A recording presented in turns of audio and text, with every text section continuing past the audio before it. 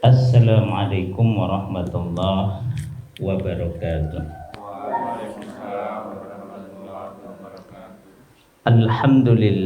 Alhamdulillahi rabbil alamin wa bihi nasta'inu ala umurid dunya waddin wassalatu wassalam ala asyrafil anbiya wal mursalin amma ba'd. Qala Allah ta'ala fil Qur'anil Karim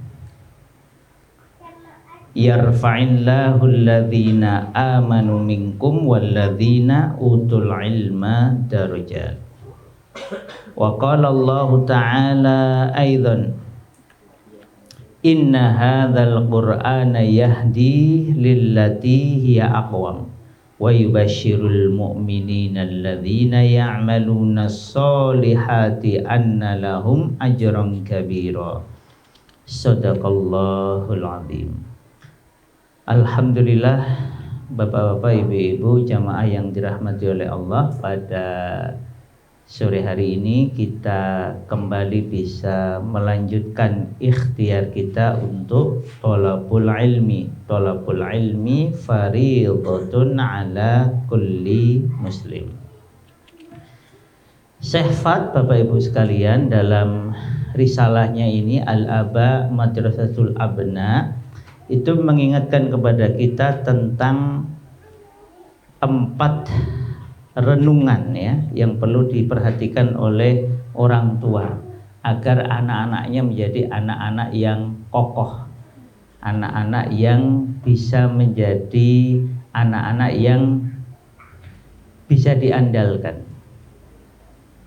Yang pertama adalah didiklah anak-anak kita ini, khususnya yang putri, dengan kitabullah, dengan Al-Quran Al-Karim. Jadi harus ada upaya serius, sengaja, terencana agar anak-anak kita ini akrab, dekat, senang, cinta dengan Al-Quran Al-Karim, baik anak laki-laki maupun anak perempuan. Jadi targetnya bukan berapa jumlah hafalannya, tapi targetnya adalah cinta dan senang. Jadi penanaman cinta kepada Al-Quran. Namanya orang cinta, kalau sudah cinta pasti akan mau berpayah-payah. Bahkan mungkin namanya bukan berpayah-payah, yang wis kadung senengnya mboten payah, tapi namanya seneng nggih ngoten niku.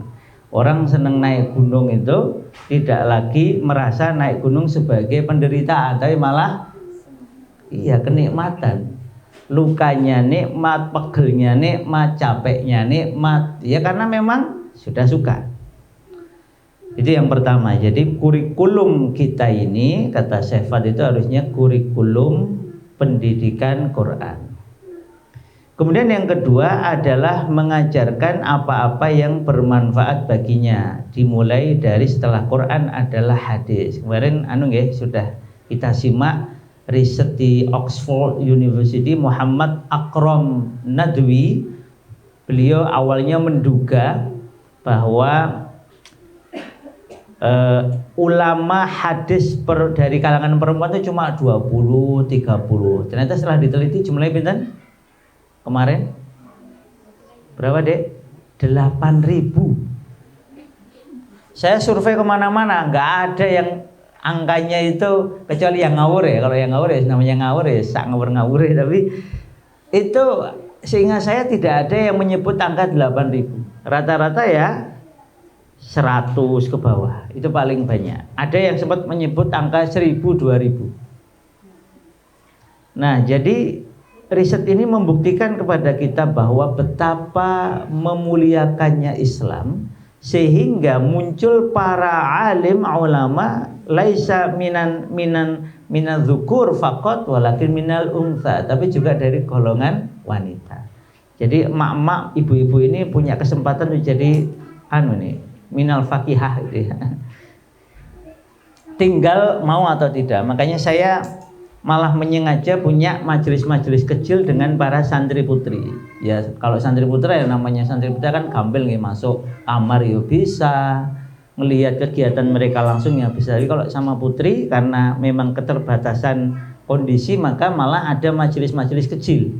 Saya sengaja nggak mau minta banyak. Yang banyak sudah sering, sudah banyak juga. Kadang kita itu perlu majelis-majelis yang kecil. Jadi jumlah pesertanya cuma 5, 4, 6, yang agak banyak ya 10. Tapi saya merasakan kadang itu diperlukan untuk menanamkan sesuatu. Jadi kalau kita mau menanamkan sesuatu itu perlunya kelas sedikit. Ya 5, ya mungkin paling sedikit 3 lah, minimal 3. 3 sampai 10 itu biasanya kelas yang efektif untuk ghorsul hub, ya, penanaman kecintaan. Nah, ini menunjukkan kepada kita bahwa Islam ini amat sangat mendorong umatnya termasuk wanita untuk mendalami din ini. Satu di antaranya setelah tadi kita yang pertama Quran adalah hadis. Ini kan ilmu hadis kita kan kekurangan. Ini saya tanya Bapak Ibu punya hafalan hadis berapa? Atau dibalik, punya program hafal hadis betul? Kan kalau punya program hafalan berapa itu kan punya hafalan berapa itu kan berarti kan hasil. Kalau ini kita proses. Jenengan itu punya program nggak ngafal hadis? Gitu. Jadi kadang kita ini perlu beli kitab-kitab kecil sengaja untuk kita hafalkan. Contohnya pun di beberapa negara itu atau di Indonesia beberapa ma'had itu hafalan Arba'in an-Nawawi. Itu kan kitab sedikit 40-an lah ya, tepatnya 42 kalau aslinya. Nah, yang seperti itu perlu kita mulakan, kita memulai. Ya jenengan kalau belum punya nanti beli kitab matanya kan kecil nggih. Harganya berapa itu? Berapa nih, Pak? 3.000, 4.000. Nah, yang penting bukan kalau itu kan rupiahnya bahasa guyonnya receh. Tetapi itu jadi langkah awal pokoknya umpamanya sepekan satu hadis. Itu jenengan sepekan satu hadis, 1 bulan tambah 4 hadis. Apalagi kalau sehari 1 hadis, wah luar biasa. Ya yang tiap hari hafalan Qur'annya tambah 1 ayat. Tapi kalau 1 pekan 1 hadis kan masuk akal nggih. Berarti nanti sebulan 4 hadis, setahun 4 kali 12, 48. Wah, berarti An-Nawawi lewat kalau ada program. Nah, jadi hal semacam itu. Nah, kita orang tua bisa memulainya sebelum nanti, karena anak itu akan sangat mudah meniru insya Allah kalau lihat orang tuanya sendiri punya program hadis. Jadi ilmu-ilmu yang bermanfaat ini dimulai dari ilmu hadis. Paling simpel menghafal matan, ya. Matan itu bunyinya hadis yang sudah jelas sahihnya. Nanti setelah itu kita bisa mulai menghafal Sahih Bukhari, tapi yang nggak usah bayangkan langsung saat kitab 1 bab. Atau kalau jenengan mau yang lebih ringan itu bisa at-targhib wa at-tarhib. Itu nanti bisa nyari yang sahih at-targhib wa at-tarhib. Itu juga nggak begitu banyak, apalagi ada jilid-jilidnya. Saya punya 2 majelis yaitu sama-sama sekali sepekan itu membahas kitab Sahih At-Targhib wa At-Tarhib sambil saya ikut latihan menghafal lagi. Kemudian yang ketiga adalah pendidikan sholat. Ini perlu diulang-ulang ya. Quran, kemudian hadis, kemudian sholat. Pendidikan sholat ini bukan hanya agar anak melaksanakan sholat, tapi anak menegakkan sholat. Namanya menegakkan itu ya bukan hanya ngelakoni, tetapi tahu adabnya, tahu rukunnya dulu ya, rukun, syarat sah, kemudian nanti baru menegakkan adab-adabnya, dan itu dilakukan dengan penuh kesungguhan. Nah, kemudian yang keempat yang sekarang kita bicarakan adalah pernikahan. Wah, ngomongkan pernikahan itu horor apa asik Bapak Ibu? Bayangkan anak saya masih kecil itu prakutab sudah membayangkan nikah. Lah iya. Kalau nggak dibayangkan sekarang, bayangkan ini kapan? Ya pun gede ya, nanti telat nanti. Jadi ketika anak sudah mencapai usia baligh, maka Normal kalau mulai muncul keinginan menikah, itu kalau yang tanggung jawab. Kalau yang tidak tanggung jawab, mikirnya bukan nikah, tapi malah naudzubillah ya, pacaran lah, inilah, itulah. Nah, oleh karena itu sebenarnya pendidikan pranikah itu bisa dimulai dari usia 7 tahun. Ada juga yang mengatakan 8 tahun. Makanya usia 6, 7 itu nanti diajarkan fikih dasar seperti fikih toharoh. Nanti 8, 9 nanti mulai belajar tentang bagaimana membedakan dirinya dengan lawan jenis. Sehingga ketika anak mencapai usia baligh, ingat nih Bapak Ibu, ada kejadian-kejadian nyata secara syar'i bahwa anak terutama perempuan itu balik di usia 9 tahun. Berarti kan kelas 3 SD kira-kira nggih. 9 tahun. Sehingga kalau anak tidak disiapkan dari sebelumnya, ya repot. Nah, Ibunda Aisyah dinikahi Rasul usia 6 tahun. Lalu dididik oleh Rasul, oleh keluarganya untuk siap menjadi istri. 9 tahun beliau sudah balik. Lalu sudah jadi istri dalam makna sesungguhnya. Didiknya dari usia pinten? Prakutab. Gitu, 6 tahun prakutab nggih. Nah, makanya ada yang sempat tanya, Ustadz kalau 5 tahun boleh nggak masuk prakutab? Sebenarnya itu bukan masalah boleh nggak boleh, tapi masalah kesiapan masing-masing pihak. Apakah anak sebelum 6 tahun sudah siap belajar dengan model prakutab? Kemudian gurunya siap nggak mengajar ketika anak masih terlalu kecil? Dia kan operasionalnya masih belum konkret. Kok nyebutnya belum siap ke abstrak, mohon maaf. Jadi masih sangat konkret. Jadi kalau diajari konsep itu masih agak susah. Konsep-konsep itu harus disambungkan dengan pengalaman-pengalaman konkret. Makanya paling gampang itu guru TK itu ngajari nyanyi karena sekonkret. Nyanyi kan anak nggak paham urusan belakang, pokoknya nyanyi. Sebenarnya nyanyi kan dirubah dengan yang lebih bagus dengan apa? Quran. Ya, Quran kan ada iramanya. A'udzu billahi minasyaitonir rajim. Ini kayak guru saya. Jadi kalau kita tuh belum bisa tahsin, itu paling simpel itu pokoknya kalau panjang dinaikkan, terus akhir diturunkan. Udah gitu aja. Bismillahirrahmanirrahim. Udah, pokoknya guru saya, kamu nggak boleh neko-neko. Pokoknya intinya itu toh. Sehingga dengan cara itu panjang pendek minimal terjaga dulu. Nah, baru nanti tahsin, diperbaiki makharijul hurufnya dan seterusnya. Nah, anak-anak kan biasa seneng ya. Makanya banyak metode itu mainnya intinya itu di irama karena memang anak seneng dengan nada itu. Makanya ada yang sampai metode napa niku babi bu bab.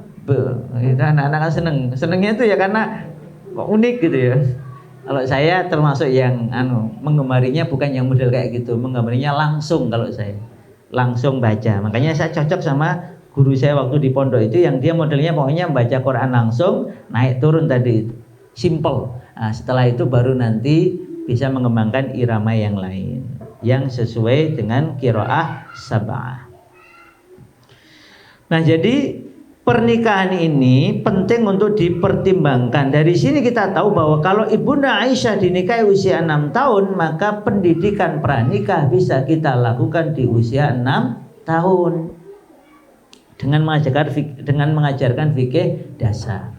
Nanti Bapak Ibu bisa tanya ke anak-anak jenengan, sudah diajari toharoh belum itu di prakutab. Nah, kalau belum, nanti bisa disampaikan ke ustadznya. Untuk mungkin sudah tapi namanya anak mungkin lupa, sehingga nanti dikokohkan antara rumah dan sekolah. Karena anak kan harus pahamnya, oh ini najis. Oh kalau pipis itu ya jangan di celana, jangan di atas kasur. Terus gimana kalau sudah terasa, berarti jangan ditunda lama-lama, kalau memungkinkan segera ke kamar mandi. Ini kan perlu diulang-ulang. Dan ini sebenarnya nggak harus 6 tahun ya, 2 tahun, 3 tahun juga sudah bisa. Nah, satu di antaranya itu dikurangi penggunaan popok, terutama popok Napa niku? Diapes, ya, pampers itu karena itu memanjakan anak. Pipis nggak apa-apa, kan nggak bocor sehingga anak menjadi malas.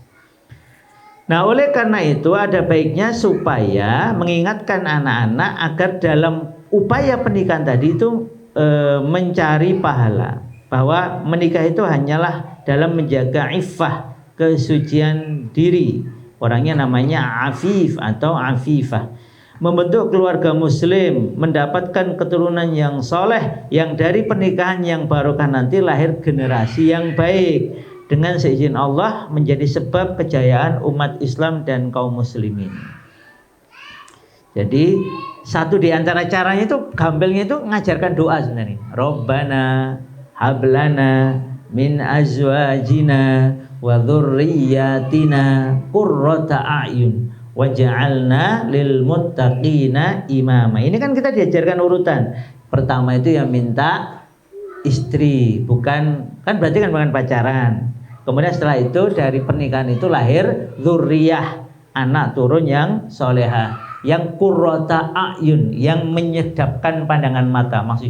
Maksudnya adalah anak-anak kita ini soleh, solehah, taat kepada Allah, bakti kepada orang tua, hormat kepada guru, sayang kepada orang lain, sehingga memang qurrata a'yun, nyenengkan kalau dipandang. Dan kemudian ketika dia matang dan dewasa, siap menjadi imam, menjadi pemimpin, diminta adzan siap, iqomah sanggup, jadi imam sholat ya benar bacaannya, jadi khotib ya bisa, nantinya kan gitu. Maka nanti kalau anak laki-laki itu ya harusnya bisa adzan, bisa iqomah, bisa jadi imam, bisa jadi khotib, itu yang dasar. Nah kalau perempuan gimana? Ya tidak perlu kayak gitu. Tapi ketika di kalangan para akhwat, ya anak perempuan kita juga bisa jadi pemimpin bagi para wanita lain seperti para ummahatul mukminin. Oleh karena itu wahai ayah, saya tambahin ya, wahai orang tua yang diberkahi, ketika putra putri Anda mencapai usia pernikahan, hendaklah Anda mengoreksi diri tentang aspek-aspek penting yang pada hakikatnya tidak ubahnya dengan penyakit yang menjalar dan menyebar dari lengan Anda. Maksudnya itu, kalau anak Anda ini di bawahnya diterangkan, kalau contohnya kalau Anda menunda pernikahan anak, entah anak laki entah anak wanita, dengan alasan menyelesaikan studi, matur suwun, wah ini masih sekolah, masih kuliah, atau hingga matang dan sempurna akalnya, atau alasan-alasan lemah lainnya. Jadi maksudnya ini kata Syefat, itu Anda ini jangan kokean alasan.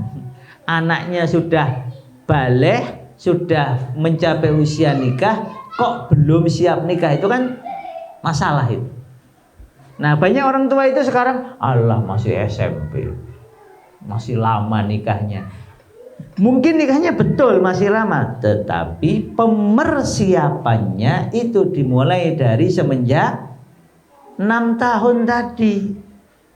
Mulai diajak diskusi. Nanti ini nyambung juga dengan wafarriqu bainahum fi furushihim, atau wafarriqu bainahum fil madhaji, ya, fil madhaji. Ada yang baina furushihim, ada yang fil madhaji.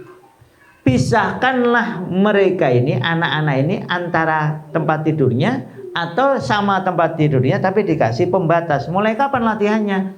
7 tahun. Nanti ketatnya 10 tahun. Itu kayak sholat. Jadi sholat itu perintahnya semenjak 7 tahun, dididik, dibina, dibimbing, nanti ketatnya 10 tahun. Sampai-sampai kalau ada anak sudah dididik, sudah dibimbing, sudah diperintah semenjak 7 tahun, sengaja meninggalkan sholat di usia 10 tahun, dia dipukul pendidikan. Nah, maka dari ketatnya perintah sholat di usia 7 tahun, maka juga ada latihan, bukan perintah ya, perintahnya 7 tahun, maka ada keseriusan untuk mendidik anak pisah tempat tidur semenjak 7 tahun. Maka nanti sebelum 7 tahun bisa disiapkan, diajak ngobrol, sehingga begitu 7 tahun anak nanti diperintah sholat, dilatih pisah tempat tidur. Kalau masih dalam satu kasur dengan bapaknya atau ibunya atau saudaranya, dikasih pembatas. Nah, disitulah guling atau alat semacam guling itu bermanfaat untuk jadi pembatas. Nanti kalau bisa kalau memang memungkinkan itu kasurnya sendiri, dipannya sendiri. Kalau di pondok-pondok biasanya dipannya nggak cukup, itu kasurnya beda ya. Cuma kalau kasurnya gabung terus nggak ada batasnya, nah itu juga bahaya, maka harus ada batasnya. Maka paling simpel itu ya kayak sebagian sekarang mulai pakai namanya kasur tingkat. Karena kalau tingkat jelas itu nggak mungkin satu kasur atas bawah. Nah ini yang ditembus oleh sajadah, makanya akhirnya pakai kasur tingkat karena itu paling aman. Yes, bukan palingnya, satu di antara yang paling aman. Karena jelas kasurnya beda, kemudian ya dipannya beda. Tetap perlu diawasi, nanti mungkin ada anak ya, namanya iseng terus tidurnya kekeselan terus tidur bareng, nah itu diingatkan, tetap pindah kasur sesuai dengan tempat tidurnya masing-masing.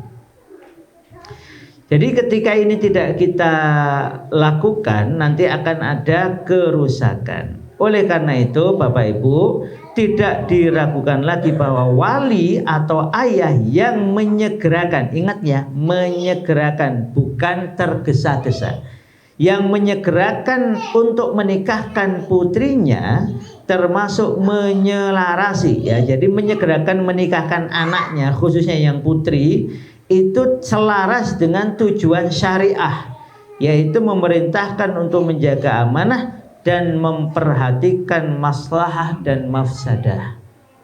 Jadi ketika anak sudah mencapai usia nikah dan dia siap nikah, menunda pernikahannya itu termasuk mafsadah kalau dia siap nikah. Kalau dia belum siap nikah, nah berarti ya perlu ditunda. Atau dia siap nikah tapi ada kondisi-kondisi yang tidak memungkinkan, ya berarti ya ditunda. Tapi kan prinsip dasarnya adalah menikah segera. Hal ini lebih memelihara akhlaknya, lebih mendorong untuk memelihara dirinya, memberikan kepadanya perasaan tanggung jawab. Dari awal dan hingga akhir ini sesuai dengan fitrah yang telah Allah tetapkan atas manusia. Ini fitrah keimanan itu terjaga sesuai dengan fa'aqim wajhaka lidini hanifah. Jadi fitrah keimanan itu, karena fitrah itu artinya keimanan nggih. Jangan diartikan yang aneh-aneh sesuai sak karepe wong-wong niku. Nah, fitrah atau keimanan ini ya terjaga kalau fa'aqim wajhaka lidini hanifah. Kita hadapkan diri kita kehadapan agama ini secara hanif. Gak usah tengok-tengok ala Yahudi, Nasrani, psikologi. Psikologi itu psikologi mana dulu? Kalau psikologinya cek teorinya siapa? Si A, dia orang Yahudi. Oh, cek teorinya si B, dia orang Nasrani. Berarti itu tidak hanif. Karena yang hanif adalah yang dari Islam. Nah, oleh karena itu hendaklah kesibukan Anda wahai para ayah, wahai para orang tua ialah menikahkan, ini provokator ini Syekh Fat ini ya. Menikahkan anak-anak Anda ketika mereka telah mencapai usia yang pantas untuk menikah. Perbuatan Anda ini dapat memelihara mereka dari terjerumus ke dalam dosa. Jadi kalau memungkinkan memang menyegerakan menikah. Ini nanti mengikuti dalil umumnya Rasul, ya ma'syarasy syabab man istata'a minkumul ba'a fal yatajawwaj. Hei para pemuda, kalau kalian sesiapapun di antara kalian sudah memiliki istita'ah, maka menikahlah. Jadi kalau sudah punya istita'ah itu menikahlah. Yang lemah baru suruh puasa. Artinya lemah itu tidak atau belum punya istita'ah. Kalau belum punya, ya falyasum, kamu puasa. Kalau belum kuat. Termasuk diantaranya ini untuk para wali ya, bapak-bapak ya, ketika punya anak perempuan itu dalam memilih suami. Maka para bapak adalah bertakwa kepada Allah untuk memilihkan suami bagi istrinya yang soleh, yang bisa memelihara anaknya, putrinya kelak, dan nanti yang lahir dari anak-anak turun dari pernikahan itu dengan baik. Jadi bapak-bapak kalau punya anak perempuan, maka pandailah memilih suami yang soleh untuk anak jenengan, sehingga kalau suami itu soleh mampu menjaga putri jenengan dan lahirnya anak turun dari pernikahan tersebut. Oleh karena itu Rasul memberi standar yang jelas. Idza atakum man taradzauna dinahu wa khuluquhu fazawwijuh. Jika datang kepada kalian lelaki yang kalian ridhoi agama dan akhlaknya, maka nikahkanlah dia. Maksudnya datang melamar anak putri jenengan. Illa taf'alu takun fitnatun fil ardi wa fasadun arid. Jika kalian tidak melakukan hal itu, datang lelaki soleh, baik agamanya, baik akhlaknya, ngelamar anak jenengan, kayak gitu kok ditolak dengan alasan-alasan yang tidak syar'i, maka akan terjadi fitnah di bumi dan kerusakan arid, kerusakan yang besar. Suatu kali Rasulullah Shallallahu Alaihi Wasallam itu bertanya kepada para sahabat, karena ada seorang lelaki lewat. Ma taquluna fi hadza? Bagaimana pendapat kalian tentang lelaki ini? Hariyun in khataba an yunkah. Wah, ini orang ini kalau ngelamar diterima. Wa in syafa an yushaffa. Kalau minta bantuan akan dibantu. Wa in qala an yustama'. Kalau dia bicara dia akan didengarkan. Tsumma sakata. Rasul diam ya. Famara rajulun min fuqara'il muslimin. Lalu setelah itu lewat lelaki yang kedua dari golongan fakirnya muslimin. Fakir itu di bawahnya miskin ya. Fakir itu kadang ulama mengatakan tidak punya pekerjaan tetap dan tidak cukup penghasilannya untuk menghidupi dirinya sendiri. Lalu Rasul bertanya lagi, ma taquluna fi hadza? Bagaimana pendapat kalian kalau dengan lelaki yang kedua ini? Lalu yang ada dibilang, hariyun in khataba an la yunkah. Ini kalau lelaki model kayak gini nih. Kalau dia ngelamar pasti ditolak. Wa in syafa'a an la yushaffa. Kalau dia minta bantuan enggak akan dibantu. Wa in qala an la yustama. Kalau dia bicara enggak ada yang mau dengar. Apa kata Rasul? Hadza khairun, ini lelaki yang ini nih, yang kedua ini, khairun min mil'il ardi misla hadza. Ini lelaki yang kedua kayak gini nih, fakir mukmin ini itu lebih baik sepenuh bumi dari lelaki yang pertama tadi, yang perlente, gagah. Mungkin kalau namanya yang tadi pokoknya dari segi penampilan top markotop. Nah, ini jadi pengingat. Ini tapi tantangan ya bapak-bapak ya, ibu-ibu ya.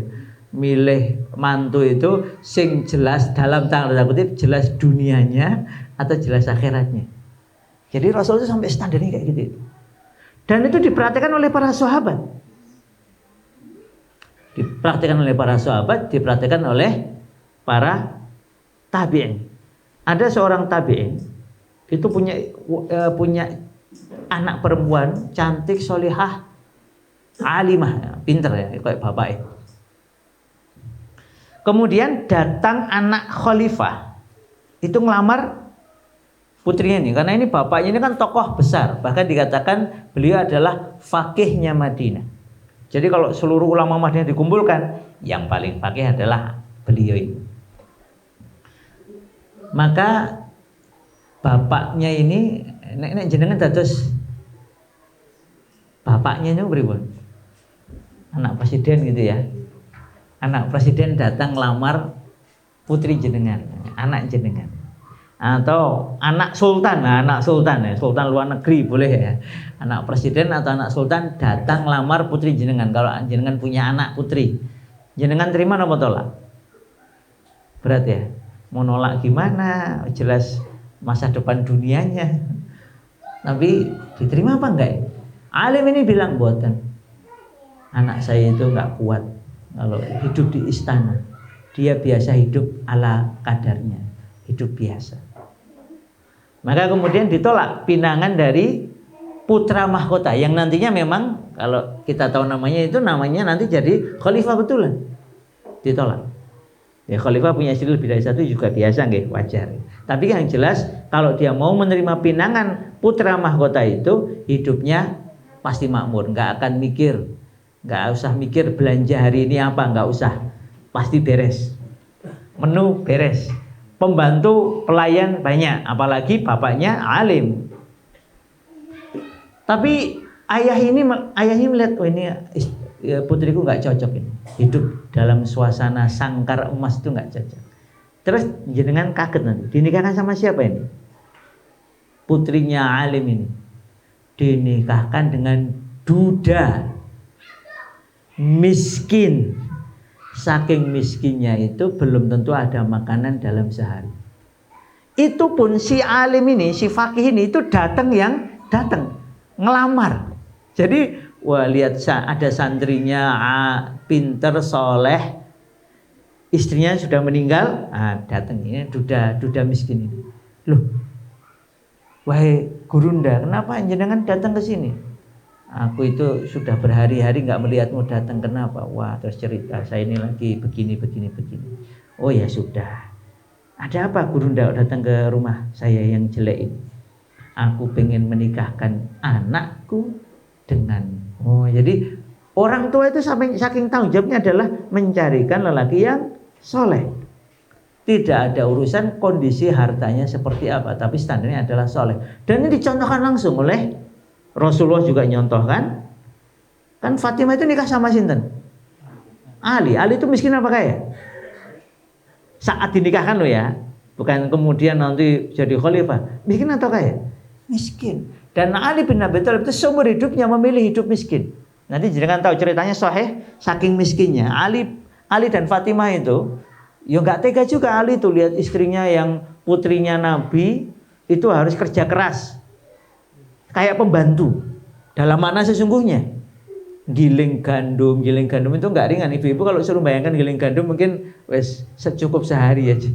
Itu Fatimah binti Muhammad sallallahu alaihi wasallam itu giling gandum. Kemudian ngangsu air sendiri. Sehingga tangan beliau yang suci, yang solihah itu harus keras, akan jadi kasar. Maka kemudian sepakatlah suami istri untuk minta pembantu. Ngadep Rasulullah sallallahu alaihi wasallam. Rasul waktu itu sudah di Madinah. Sudah jadi pemimpin besar Madinah. Dunia sudah di genggaman beliau. Kalau cuma nyediain 1-2 pembantu, gampang. Maka wajar minta. Apa jawaban Rasulullah? Kita tahu ya jawabannya apa? Wahai Fatimah, maukah engkau kuberi yang lebih baik daripada itu? Coba ya, tego ya.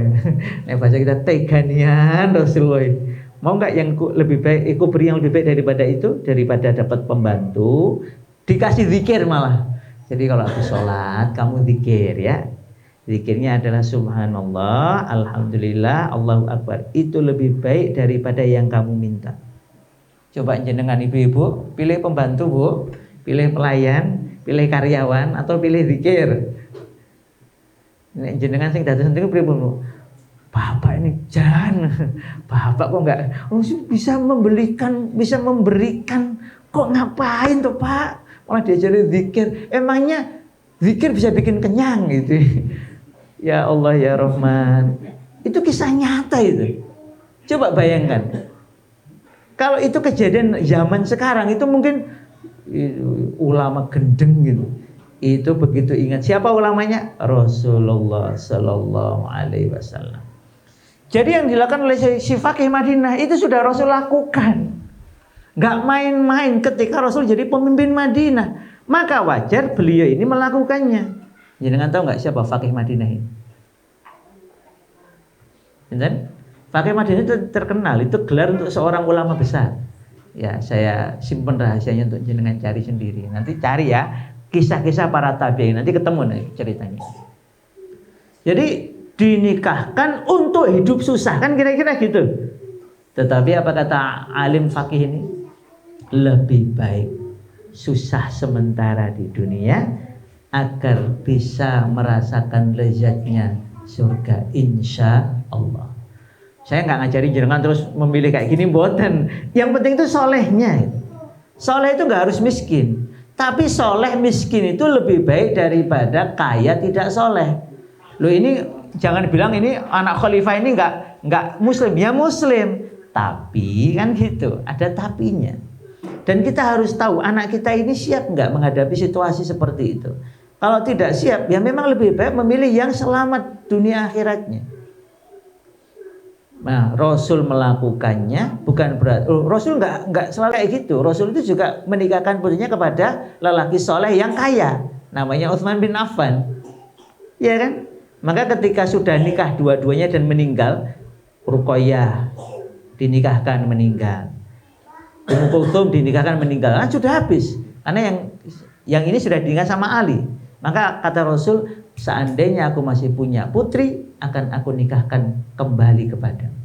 Jadi Rasul itu tidak memilih yang miskin, tetapi memilih yang soleh. Konsekuensi soleh itu apapun kondisinya nggak penting, yang penting soleh. Maka Utsman bin Affan soleh, nikahkan putrinya dengan Utsman. Ali bin Abi Thalib soleh, nikahkan putrinya dengan Ali bin Abi Thalib. Jadi standar jenengan itu harus clear, standar kita harus clear. Nah, saya ujian ini belum dapat saya, anak saya belum ada yang putri, tapi santri sudah banyak yang putri. Ya, nanti kalau ditanya orang tuanya, Ustaz nikahkan sama siapa ya? Saya carikan yang soleh. Tapi miskin kaya jangan tanya saya, tanyanya solehnya kan. Kalau tanya yang miskin kaya, wah itu repot, nanti kena Rasul nanti. Jadi lelaki soleh mau kondisinya bahkan fakir sekalipun itu lebih baik sepenuh bumi daripada lelaki ganteng, perlente, kaya raya, tidak soleh. Itu kalimatnya Rasul tuh mil'ul ard, itu kan kalimat yang makjeleb di hadapan para sahabat. Sepenuh bumi, jangan bisa bayangkan. Jadi bumi ini dipenuhi lelaki kayak tadi itu, yang perlente, gaya tadi itu kalah dengan satu saja lelaki soleh yang fakir. Nopo mboten horor itu kan standar Rasul tinggi sekali. Untuk kesolehan itu Rasul pokoknya soleh sih. Soleh itu enak, mau kaya soleh itu pasti hartanya dipakai amal soleh. Mau miskin soleh itu dia akan sabar dan tetap soleh. Maka kalimatnya Asy-Sya'bi ini kalimatnya Al-Hasan Al-Basri ini layak untuk kita pertimbangkan. Ketika ditanya, kepada siapakah saya akan nikahkan putriku? Nah, ini para bapak ibu ini, jawaban Al-Hasan Al-Basri baik sekali. Kepada orang yang bertakwa kepada Allah. Nah, soleh itu bertakwa kepada Allah. Sami nggih. Jika ia mencintainya, maksudnya jika lelaki soleh itu mencintai putrimu, maka dia akan memuliakannya. Dan jika dia tidak menyukainya, tidak mencintai putrimu, tapi sudah menikahinya, maka dia tidak menzoliminya. Karena lelaki soleh. Tapi kalau lelaki kaya, nggak soleh, bisa penuh penderitaan. Sudah banyak yang ceritanya, nggih. Wah, kelihatannya pas nikah itu pamer-pamer. Ternyata beberapa bulan, ada juga yang beberapa tahun kemudian cerai. Setelah itu cerita betapa nerakanya rumah tangga mereka. Na'udzubillahi min dzalik. Asy-Sya'bi mengatakan, sesiapa menikahkan putrinya dengan lelaki fasik, ini sebaliknya, maka dia telah memutus rahimnya. Jadi kekerabatannya diputus. Itu bukan berarti nggak punya anak, tetapi punya anak tapi anaknya error. Kenapa? Karena nikahnya sama lelaki fasik. Nah, punya anak turun error itu bikin bangga, namun bikin derita. Maka Bapak Ibu sekalian, sekali lagi, menikahkan anak bukan hanya urusan dapat sekarang, tetapi apa efeknya sampai akhirat. Oleh karena itu kita juga perlu menyiapkan anak-anak kita. Ini untung jenengan ini yang anaknya masih prakutab, masih kecil, berarti kan punya kesempatan untuk menanamkan kesadaran. Cerita-cerita seperti ini, kisah-kisah lalu apa pelajarannya, agar kita tahu bahwa memang urusan dunia itu mazra'ah lil akhirah. Nggak ada yang namanya panen sejati, dunia itu nggak ada. Dunia itu hanyalah tempat menanam. Kalau jenengan bayangkan panennya di dunia, berarti jenengan menyalahkan ashabul ukhdud. Jenengan menyalahkan para nabi yang nggak punya umat. Kan ada nabi dakwah bertahun-tahun, ada yang enak. Nabi itu nggak punya umat, ada.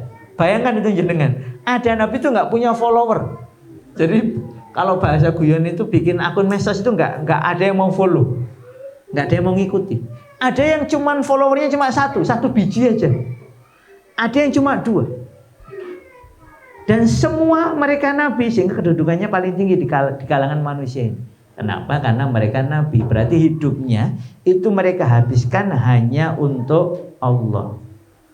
Makanya beruntunglah orang-orang yang hidupnya itu untuk Allah.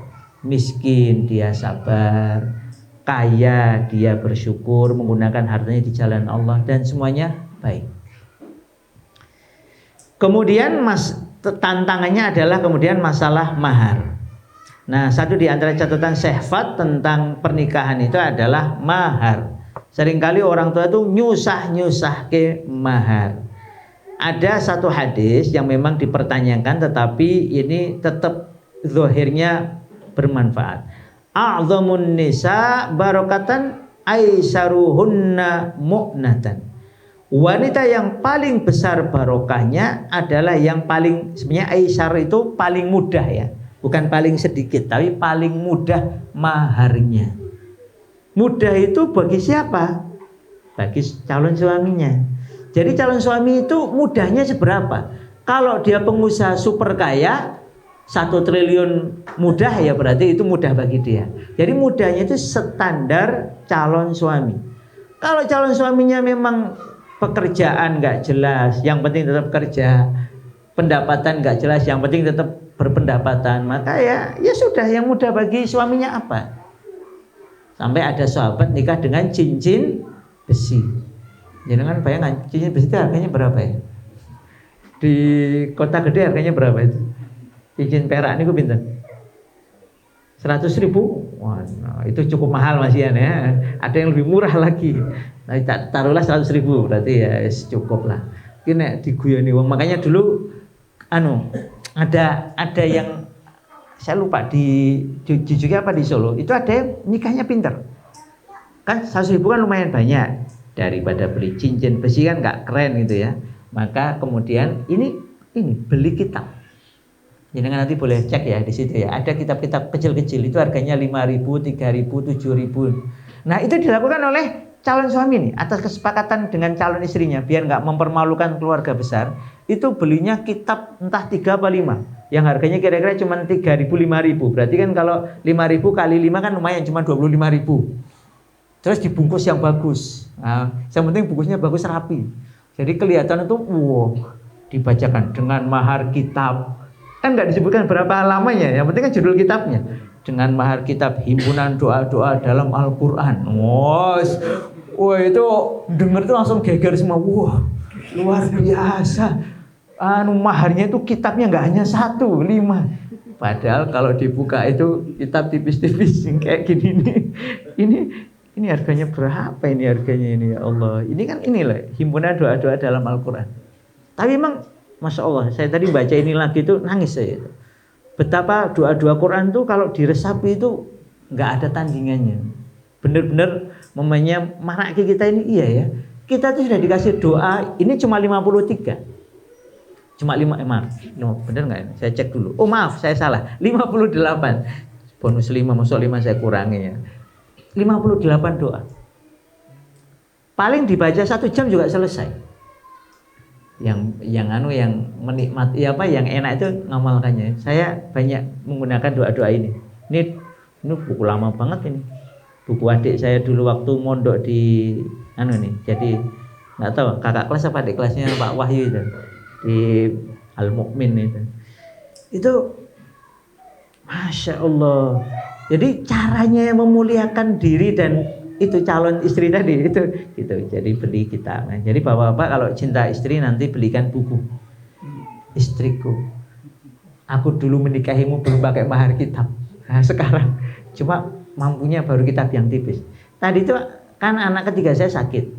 Nah, terus anak keempat itu tahu kakaknya tuh senang buku. Jadi mereka tuh kalau beli rebutan tuh beli buku rebutan. Selain beli snack ya wajar, kalau anak kecil rebutan snack wajar. Tapi yang lebih menyenangkan tuh kalau mereka rebutan buku. Maka pulang dari acara jihad tadi, saya juga nggak tahu, ternyata tiba-tiba datangi kakaknya. Kak, hadiah untuk kakak. itu beliin buku harga 2.000 apa 1.000 itu. Wah, dihadiahkan. Kakaknya ya seneng, alhamdulillah dapat hadiah buku. Isinya zikir, saya lupa zikir apa tadi itu. Zikir apa di situ ya? Yang di pokoknya kalau nggak salah itu isinya kitab zikir ya. Zikir apa doa gitu. Jadi langsung disimpan sama anak ketiga itu. Makasih ya. Tadi saya kesini sudah mulai tambah sembuh ini. Alhamdulillah. Jadi hadiahnya itu buku. Nah, kita juga perlu membiasakan memberi hadiah ke orang-orang yang kita cinta itu hadiah buku. Jangan bunga ya Bu ya. Apalagi bunga bank itu riba Bu ya. Jadi daripada bunga ngabiskan puluhan sampai ratusan ribu, mending diberi hadiah buku. Itu ngikuti perintah Allah. Iqra bismi rabbikal ladzi khalaq. Nggih, demikian nggih Bapak Ibu sekalian. Jadi masalah mahar ini jangan dipersusah, karena awal kemalangan ialah banyak maharnya, kata Urwah bin Zubair, ini ponakannya Ibunda Aisyah. Jadi awal kemalangan itu kalau keluarga, kalau bapak ibu itu minta mahar tinggi, nah, itu tanda, kata Urwah, itu tanda kemalangan.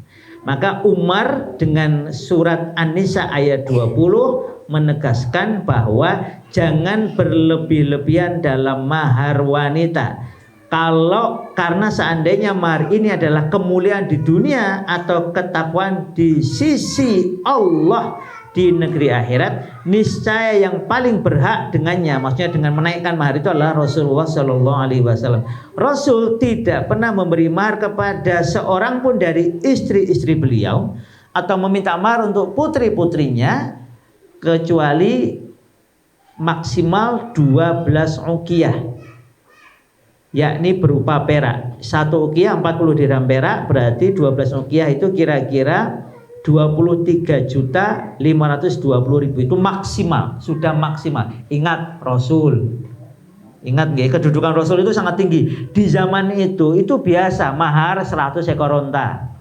Anak 100 ekor onta, 1 ekor onta enggaknya itu di atas 23 juta. Jadi ketika orang itu berlomba-lomba mahar, Rasul meminta 12 uqiyah itu sudah sangat murah. Apalagi untuk kedudukan beliau yang sangat mulia. Maka sesiapa yang memberi lebih dari 400, maka lebihnya diberikan kepada Baitul Maqdis. Demikian, Allahu a'lam bishawab. Semoga Allah Ta'ala jadikan kita orang tua yang bertanggung jawab, orang tua yang bisa mendidik putra-putrinya sesuai perintah dan teladan dari perintah Allah dan teladan Rasulullah Sallallahu Alaihi Wasallam. Dan semoga insya Allah besok anak-anak kita diberi jodoh yang soleh solehah, lahir dari keluarga mereka dzurriatan solihatan. Allah alam bisawab. Menarik sekali, mungkin ini buat nambahin Ustaz saya alternatif gimana buat, jadi kan tidak hanya membiasakan baca Quran atau tidak membiasakan, bahwa tidak hanya memastikan sholat, tapi benar-benar cinta sholat, cinta baca Quran. Dan itu kan mudah cara yang paling gampang tadi sampaikan sama Ustaz, dengan mencontohkan mengajar bersama-sama. Apakah boleh bisa cara-cara yang asalkan lakukan alternatif, misalnya pas di luar itu ya, apa aja alternatifnya, jadi bisa buat memperkaya alternatif itu. Iya. Para ulama itu menyebutkan ada 3 metode yang dicontohkan oleh para ulama. Yang pertama itu adalah menanamkan keagungan Allah di hati anak. Jadi menanamkan keagungan Allah di hati anak itu umpamanya bisa dengan membacakan paling yang simpel ini dengan ciptaannya. Karena Allah kan diketahui dengan ciptaannya. Umpamanya kita ajak anak lihat langit. Tahu nggak nak siapa yang menciptakan langit? Allah. Bisa nggak kita bikin langit? Nggak bisa. Yang bisa siapa? Hanya Allah. Maka kita menyembah Allah. Jadi keagungan Allah itu dibentangkan kepada anak melalui contoh-contoh nyata. Langit, bumi, pepohonan, gunung, pokoknya gagah-gagah, sungai, laut, samudra, dan sebagainya. Itu cara, karena memang kenalilah Allah melalui ciptaannya.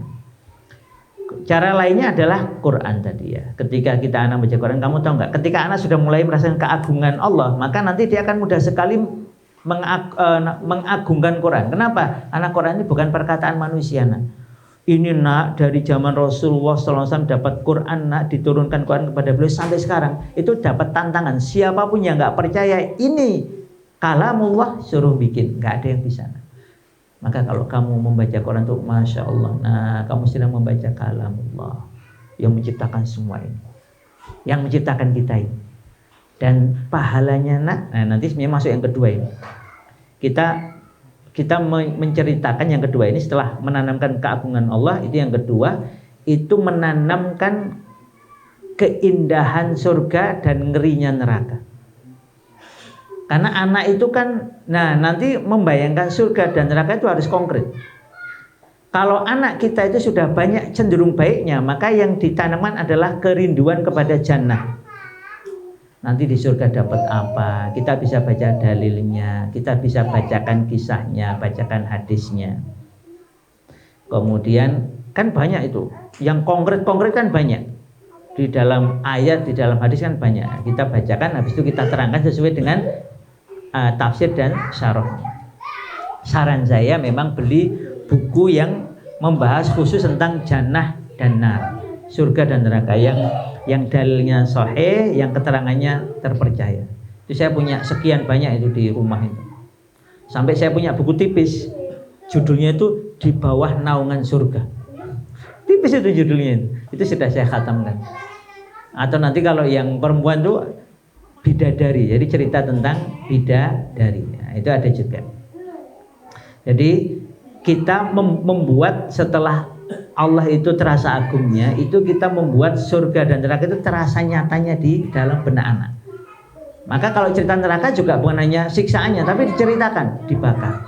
Coba sekarang ini ada api, kamu mau nyoba nggak? Panas nggak? Nah, ini api dunia aja sudah sepanas ini, nak, kita nggak kuat, apalagi api neraka. Jadi anak bayangkan, oh neraka itu nggak enak, dibakar, disetrika, digebuki, atau pokoknya sesuai cerita aslinya. Kan kalau nar itu ya, neraka itu ya paling kerasa api, nggak enak, nggak ada anak yang pengen dibakar kan. Sehingga anak itu kebayang ngerinya neraka. Oh kalau berbuat dosa dibakar di neraka, nggak pengen. Itu yang kedua. Yang ketiga, setelah itu baru amalan yang mengantarkan ke surga dan ridhonya Allah, dan amalan yang menjauhkan dari neraka. Nah, maka Quran jadi menyambung di situ. Oh, ini kalamullah, ini pahalanya per ayat, nah. Kok per ayat, nah? Bukan per ayat, nah. Per huruf. Alif lam mim itu kamu pahalanya alif dapat minimal 10. Lam 10, mim 10. Itu 10-nya jangan bayangkan kayak di dunia, nak, enggak. Kalau anak sudah ngerti duit, kadang saya guyon gitu. Kamu seneng nggak dapat uang berapa? 1 juta? Itu sedikit. Allah itu kalau ngasih besok uang di akhirat, nah, enggak ke itu. Syaratnya masuk surga. Ya, sehingga ketika amalan itu kan ketika anak sudah merasakan keagungan Allah, kemudian menyadari indahnya surga, ngerinya neraka, maka amalan-amalan itu jadi kan fadilah amal jadi nyambung. Oh, baca Quran itu bikin masuk surga, bikin diridhai Allah. Oh, mamanya ngomong kotor, ngomong jelek itu bikin masuk neraka. Jadi amal-amal itu jadi nyambung. Jadi semua amalan jadi mudah. Sehingga anak kalau diingatkan, kalau maam pakai apa? Tangan kanan. Ada pahalanya? Ada. Kalau kamu punya pahala yang banyak, insya Allah masuk mana? Surga. Di surga dapat apa? Nah, anak kita ajar imajinasi. Kalau anak suka makanan, kita langsung tutupin juga bisa. Oh, kalau di surga kamu minta, namanya anak suka apa sukanya? Suka apa, Dek? Suka apa? Siomay. Kamu suka siomay apa suka apa makanannya? Siomay, ya. Kamu mau nggak di surga dapat siomay? Mau. 1 truk mau nggak? 1 truk banyak sangat. Mau ya? Ya kalau di surga gitu. Jadi anak-anak kalau sukanya apa ya sudah. Nanti kalau kamu masuk surganya Allah, nak, minta yang kamu mau itu. Saya kadang guyon gini, karena anak saya kan sukanya durian. Semua kompak. Keluarga kami itu penyuka durian. Nah, istilahnya mutafakun alaih. Semuanya sepakat kalau durian tuh. Jadi nanti kalau di surga, nak, kamu bisa dapat durian tanpa duri. Wow, langsung seneng banget. Karena kan durian bayangkannya belahnya susah. Ini besok tanpa duri, tanpa biji. Atau kamu nanti bisa dapat durian rasa anggur. Bisa bah? Bisa. Bagi Allah nggak ada yang susah kalau sudah di surga itu. Minta apapun Allah kasih. Sehingga surga itu kerasa kebayangan. Nah, amal-amal itu yang mengantarkan kepada surga. Demikian. Allah alam bisawab.